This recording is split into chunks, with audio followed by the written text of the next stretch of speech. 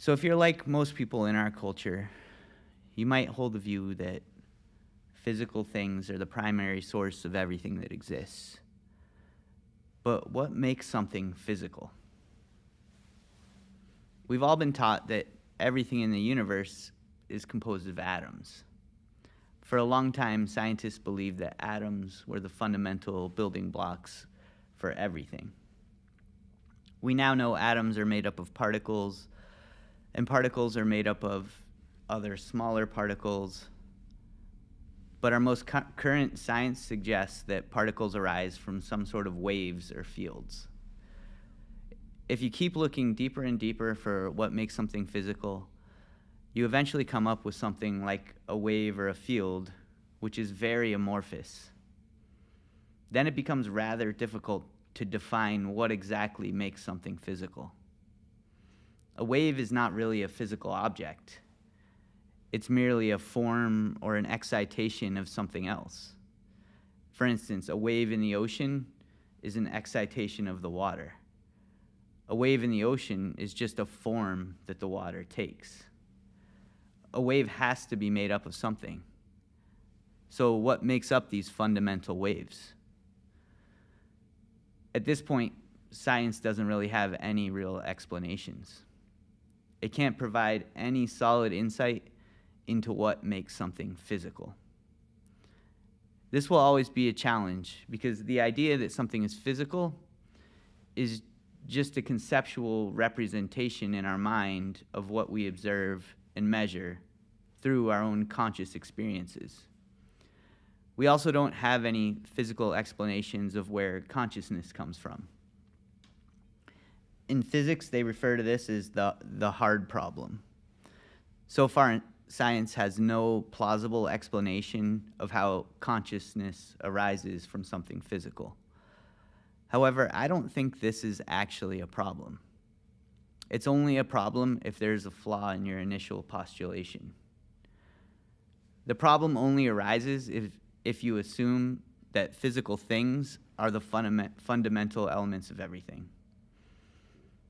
How could a mental representation of something give rise to the mind that created that representation? It seems there's a fundamental logical flaw in this approach.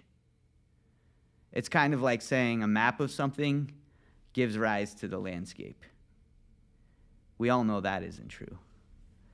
The hard problem only arises when we try to draw a hard line between what is mental and what is physical. That line is also just a mental construct and a conceptual separation. If you recognize that all physical things are merely constructs that we use, then this hard problem goes away. All you have to do is recognize that our mind is the origin of all our observations and the creator of all of these physical concepts. Most scientists and philosophers are unwilling to abandon this physical point of view. However, if they want to continue to make scientific and philosophical breakthroughs, they'll eventually have to reconcile that the physical model of the world was something that was created by our mind. Obviously, using a physical model of reality can be incredibly useful in our lives. But you have to keep in mind that it's just a model that exists in our mind. If you forget this, it inevitably leads to some misleading interpretations of our world. It also inevitably results in various forms of cognitive dissonance. For instance, if you believe the world is purely physical and deny our mental participation plays a role in our perception of reality, then it often leads you to the idea that the universe is completely deterministic. This means that everything that happens is completely determined by the things that happen before it. This implies that you have no agency over your life and that there's no such thing as free will. It's impossible to reconcile that worldview with our lived experiences. Most people inherently feel that the decisions they make in their lives will affect the outcomes, and they act according to that instinct. However, if you believe that everything is determined by physical causes, this means everything you do and every decision you make is already predetermined. This physically based deterministic worldview among scientists and philosophers is so prevalent that it's creeped into the subconscious of our culture. A purely physical, deterministic view of the world means that you have no agency or control over your life. This implies that life has no meaning or purpose. This may be one of the main reasons depression is so common in our society. At the same time, it's also important to acknowledge that some, if not most of the events in the universe are beyond our control. In that regard, many things are determined by the trajectory and momentum of the universe. For instance, the moon orbits the Earth, and the Earth orbits the sun. This is a predictable pattern, and it seems to predetermine that tomorrow will come and the sun will rise again. But we never really know for certain. An asteroid could be headed our way that will knock everything off course and change everything that we think is destined to happen. Either way, these events will be determined by nature. In Buddhism, we refer to the momentum of the universe as karma. In that sense, we're not free. Our bodies are completely subject to the forces of the universe that are beyond our control. We can't change the will of the universe. The universe reveals its rules to us, and the best we can do is try to learn them and learn how they apply to our lives, and then we can adapt to the rules it's showing us, and this is how we can assert agency over our lives. We can observe the world and learn from it. Once we understand the rules, we can learn how to position ourselves to attain a more harmonious existence with nature. We can also learn the rules so well that we can learn to bend the rules in a way that benefits us as individuals. This is what we're doing with our technological innovations. Our mind gives us the ability to gain new insights and new degrees of freedom within our lives. The universe and the world have so many rules that are beyond our control. Our bodies are subject to all of the forces of nature. Our body is actually a prisoner of these forces. The will of nature is constantly manipulating our bodies through our pain and pleasure.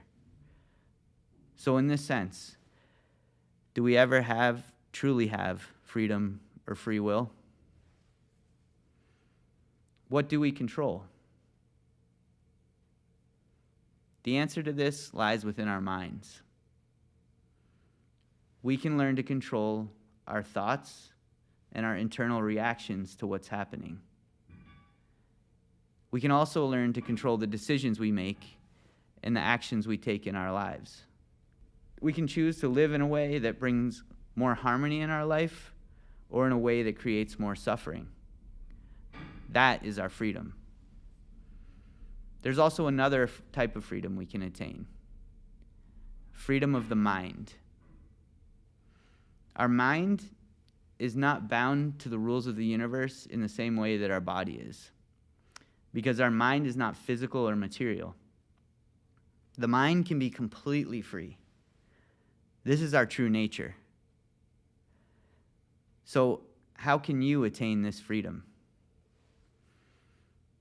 If you want to attain this freedom, start by asking yourself how your mind can be free. This is your koan. Plant this question in your mind like a seed. Then clear your mind so the seed has room to grow. When your mind breaks free from its conceptual bondage, it will blossom in its true form. For your mind to be free, it needs to be released from conceptual thinking and mental constructs that tether it to your body. In Zen practice, we do this by learning to completely focus our mind like a laser beam that can cut through anything that tries to constrain it. There are a number of ways you can learn to focus your mind. One simple way you can learn to focus your mind is by practicing the sitting mantra meditation that I went over at the beginning of class. The reason I hold these classes is so I can teach these techniques and we can practice this together and encourage each other to keep going. If you want to continue this journey on your own, I encourage you to start meditating for at least 1 minute every day. Try not to miss any days. See how many days you can do this for. After 10 days, you might notice a slight change. If you make it to 100 days, you'll probably notice that your mind will be much better at focusing. Keep going like this and see if you can make it for a year. See if you notice a change. You can also try to expand your meditation practice to more time. But no matter what, try to do at least 1 minute every day. This is a very simple plan, but it's not actually easy to do. Try it out for the next month. Then come back to next month's class and let me know how you do and how you feel. If you're able to do this, you'll be developing formidable inner strength that will also help you exercise agency over your own life. You can learn to apply this type of meditative focus to everything you do in your life. I call this moving meditation. If you want to learn how to do this, you can start by using an art form or a form of exercise that you enjoy doing. Practice by trying to stay completely focused on whatever the task is that you're doing, as if it's your mantra. If you're drawing or painting, stay completely focused on your technique. If you're playing a sport or riding a bike, try to remain completely aware of everything that's happening around you. You'll be able to sense when you reach a meditative state, when your actions flow through you without thinking. This flow state means you're completely locked in and focused on what you're doing. Your mind won't be wandering off to think about the past or the future or another place or your friends and family. If you keep practicing sitting and moving meditation, eventually you'll get better at focusing your mind. It will become possible to attain that meditative state of focus on everything you do, whether it's the tasks at your job, the chores you do at home, or even going for a walk. This complete concentration on your activities clears the mind. If you stay focused on whatever it is you're doing, then your mind will be completely clear all of the time. When you reach a state where your mind is so completely clear that it's completely empty, it will reveal that the true nature of the mind is completely free and unbound. This is true freedom. In our culture, the idea of emptiness comes with some negative connotations. This Western concept of emptiness is more like a void of nothingness, and it's often associated with nihilism or lack of meaning. However, the emptiness that I'm referring to is completely different. The emptiness of the mind is the womb of creation from where everything is born. The emptiness I'm pointing to creates a vacuum of potential which draws everything into existence. When your mind is completely empty, you'll realize that the only thing that occupies your mind is creative potential. This potential energy manifests as the force of creation, which I call love. It's the same force that acts through our human bodies that compels us to want to procreate and make other human beings. It's also the same force which compels us to create things within our mind. Each time we create something, it provides us with a small reflection of our mind. This energy of creation travels like a wave of light through the empty vacuum of our mind. When your mind is completely clear, this light reflects off everything in existence and completely illuminates your mind. This illumination is what we call enlightenment. When you reach this state, you see your mind reflected in everything.